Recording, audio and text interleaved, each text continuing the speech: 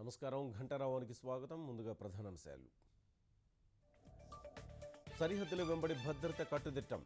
సురక్షిత ప్రాంతాలకు 1000 గ్రామాల ప్రజల తరలింపు.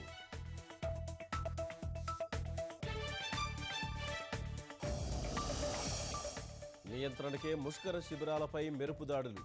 ప్రపంచ దేశాలకు స్పష్టం చేసిన భారత్.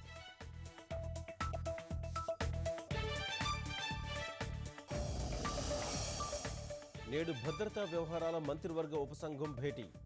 సైన్యం చేస్తున్న లక్షిత దాడులపై ప్రధాని సమీక్ష.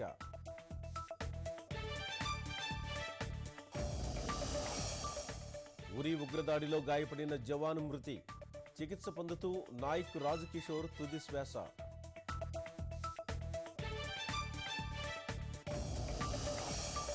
నేడు భారత్ న్యూజిలాండ్ రెండో టెస్ట్.